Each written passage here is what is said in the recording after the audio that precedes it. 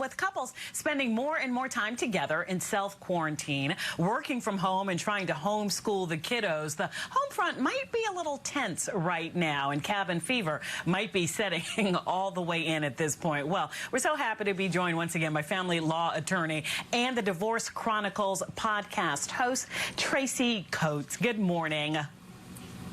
Hey, how are you? As I'm asking all our guests right now, how are you doing with this work at home season that we're in right now in our lives?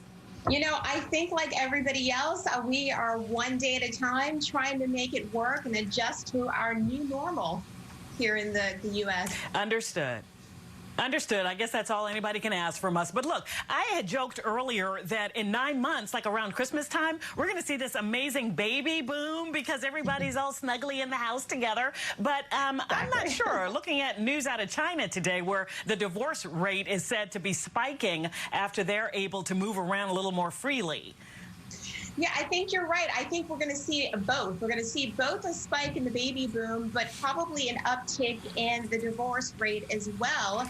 And, you know, as I said earlier, we're all sort of adjusting to our new normal, doing our part to flatten the curve. But it's not surprising that our new normal, which is living and working under the same roof for extended periods of time, that cabin fever is already setting in. And couples and families are struggling to make that adjustment. You have some tips now on the screen talking about coexisting during this coronavirus. Can you just go through some of the big talking points, Tracy?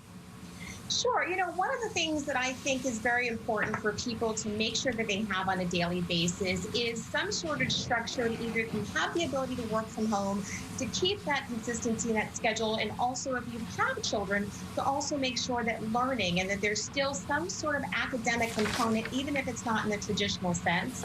The other tip that I think that every household needs to have is some fun time. I mean, really, if it's just you and your spouse, figure out some ideas that you can do together, whether it's a virtual happy hour with another couple or supporting local businesses and ordering a romantic dinner in. Or, you know, if it's you have kids, get down on the floor with them and play. Or like my family and I recently did, get out and play a game of kickball in the backyard or some sort of activity. And then the third tip that I have is really find a way to have some downtime between not only away from the children, if you do have children, but also from your spouse. If it's go into 2 separate rooms, make sure that you take the time to exercise, engage with friends, and make that adjustment a little bit more easy. You also have tips there for family time, but I got to ask you, in your opinion, is this some sort of real test for marriages, or in these unprecedented times, is this just completely, you know, atypical and not something to test the steel of your marriage against?